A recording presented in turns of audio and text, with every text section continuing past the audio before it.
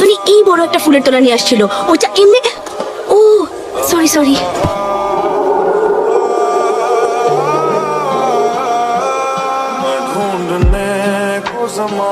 আরে জানি তুমি ফুলে জানি কে মেসেজ দিছে বল, কই দেখি আমি দেখি। जब वफा निकला पता चला लेके पता निकला